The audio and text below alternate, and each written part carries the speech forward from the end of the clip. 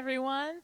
Thank you guys for tuning in. We've got a lot going on this week. We're going to be working on digging into the world's greatest mysteries. We'll be doing some interviews in order to learn more information. Now, interviews are really cool because they're a really great way to get information.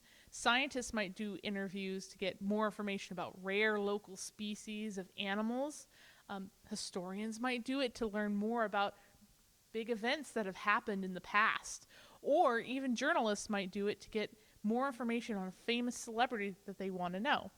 But before we start interviewing just anyone, we're going to need to know what are some tips that will help us do really good interviews. So first off is research. Look into learning a little bit more about your subject that you want to learn about. So first off, if you want to do some interviews on family, you probably know your family a little bit, so you already have a heads up on what kind of questions you want to ask them. But if you wanted to ask people about wind turbines, you might need to find out who in the area knows about wind turbines before you start setting up your interviews. A little bit of research will go a long ways. Next, make sure you contact the person ahead of time.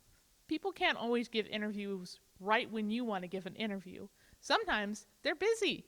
So make sure you go ahead and set up a time that you guys can meet and do the interview together. Another thing you need to do is come prepared. I like to bring my paper and my pencil with me wherever I go. That helps me make my interviews so I can take notes. Another cool thing is what we're doing right now, taking a video of it. A video will help you be able to go back and learn any of the information, because maybe you can't remember it when you need it later. Another thing is to come prepared. So you want to make sure that you come with some questions already set up that you want to ask. Sometimes when you're interviewing someone, you can get a little nervous. So if you have your questions already written out, not only will you be able to stay on task, but if you're a little bit nervous, it might help you get through your initial jitters. That being said, let's go interview some famous people.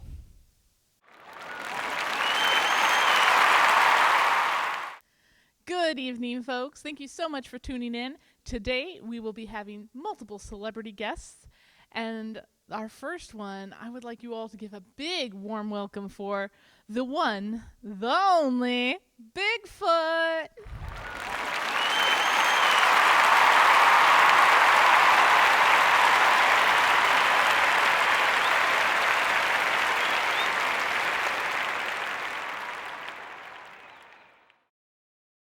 So, Bigfoot, what can you tell us about life as a celebrity? Well, I wouldn't say celebrity. I mean, aside from a few beef jerky commercials, I haven't had my real big break. You understand?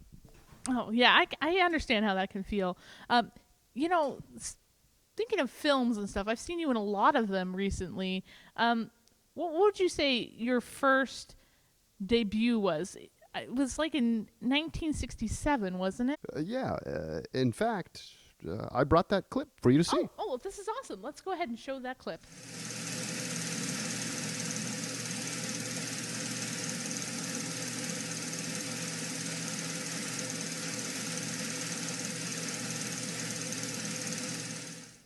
Well, that was fantastic. That was wonderful acting. You know, it was a lot of fun. You know, that was my earlier work. You could tell the style that it's not, it's a little gruff and that the footage was a little grainy, but we've come a long way. Yes. Now, that wasn't the only appearance. So you've had earlier appearances as well, I believe. Yeah, that's correct. You know, people say that my first appearance, and it may be my first appearance, but in fact, there was a gentleman named David Thompson in 1811 that was making a big commotion about my footprints and whatnot. You know how it is. Wow. Well, a lot of people actually consider you might be considered a cryptid. That is a creature that is claimed to exist, but not yet scientifically proven. How do you feel about that? What? Claimed to exist scientifically? I'm here right now. What about the hair samples? What about the footprints? Well, some people might claim that it's a hoax. A hoax? A hoax? I've been called a lot of things, but never a hoax. I mean, I'm called Yeti, Sasquatch, Abominable Snowman, Bigfoot. I mean, look at the feet. Look at these feet. How could that be a hoax? Well, that's true. They are quite impressive. I got to stop you right there just for a second. The great thing about being Bigfoot as a career is I get to write off my shoes as my taxes. Well, I do expect that those would be quite an expense. But a lot of people say that you don't have any like proof, no identification, no way to like know for sure that it's you. For those skeptics out there, those that require proof, I say go out to the woods, get a blurry photo of me. It's up to them. No, that is true. That is true. I will say this, being Bigfoot, every time I take a selfie, it's crystal clear, not blurry at all. So, Bigfoot, I mean, that hasn't always been your name. Do you want to give our audience what is your original name, your first name? Like I mentioned earlier, I'm known as a lot of things, Sasquatch, Yeti, Bigfoot, but I brought in my driver's license. Oh, wow. Just so you can see my real name. Oh, wow. Doug. It says Doug. Well, I mean, typically I go by Bigfoot, but that's more my stage name. But Doug, my mom calls me Doug. That's so great to know. I would never have guessed you, but really, honestly, you do kind of look like a Doug. It makes sense. Yeah, some people say Douglas. I always stop them. Hold up, right there, Doug. Doug. Well, there you have it, folks. An inside look into the life of Doug, one of the world's greatest mysteries. Now, for a word from our sponsors.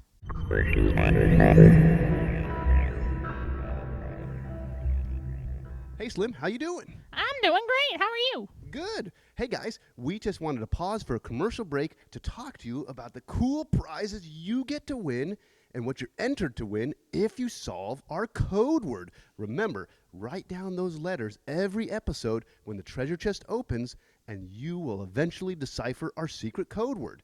Now, with that code word, you can enter to win these prizes. National Geographic dig kits. Aren't they cool, Slim? Wow, you could dig into paleontology with this. You could dig into paleontology. Or archaeology. Or archaeology. Well, that one's really more geology. That's true. Or geology. Okay, Slim. You can dig into a lot of stuff with these. You better believe Anyway, it. we just wanted to take a small commercial break to show you what you guys will be entering to win when you solve our code word. Now, we got to dig into another mystery since we're here in Area 51. Let's get going, Slim. All right, let's do it. Bye.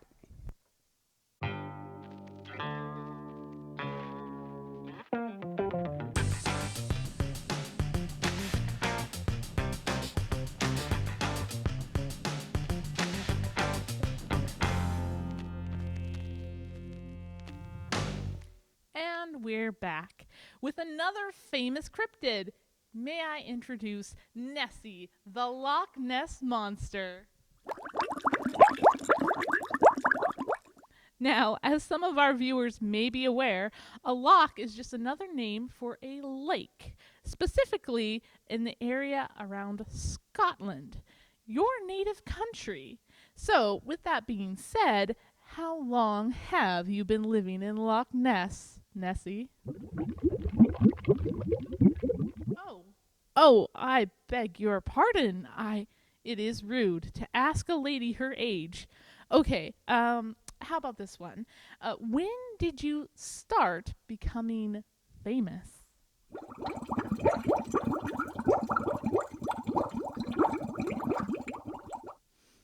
Well, I suppose that is subjective. You gained worldwide fame after a road was built around the loch in, I believe it was 1933, leading to this iconic picture right here.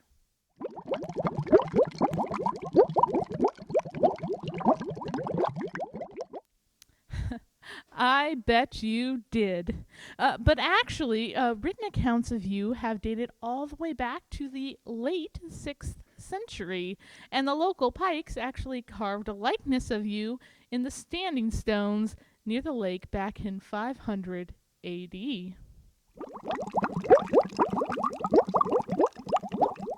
Well, it's also been rumored that you may have some cousins that live in various freshwater bodies around the world, including in Lake Superior in Michigan and even Alaska's own Lake Iliamna. Would you like to elaborate?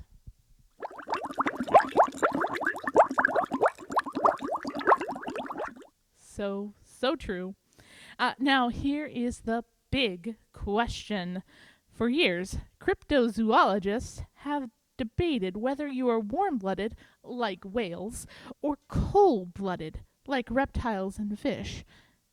Do you care to elaborate a little?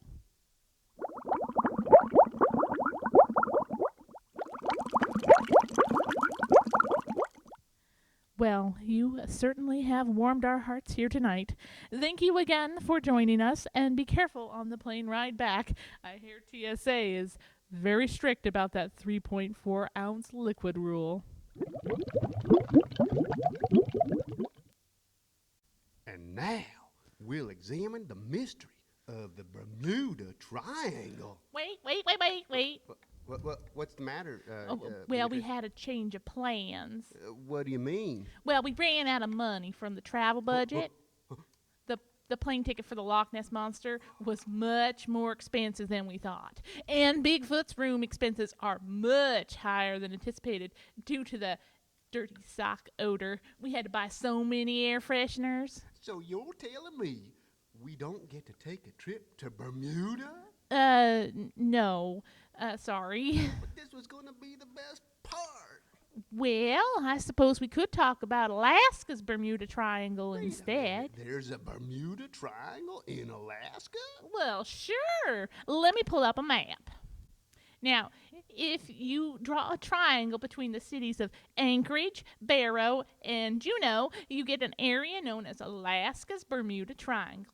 There are large areas of uninhabited wilderness, and 2 times as many people go missing there than on average for the whole United States.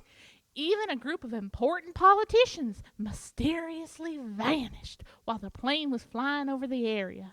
Whoa, that's spooky, Beatrice. Yep, but the triangle is still a popular tourist attraction despite that. Many people travel every year to that area, some to access remote villages, others to enjoy pristine wilderness, and some are adventurers just like us, trying to crack the secrets of Alaska's mysterious Bermuda Triangle. Well, how dog?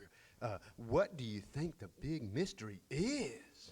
Well, some think it might be magnetic properties of the Aries Mountains throwing off devices. Others think it's a mysterious aura. And still others think maybe it's time travel. Whoa. What about us? Well, sorry, folks, we're out of time. Join us next week for another mysterious episode of the Junior Explorers Club.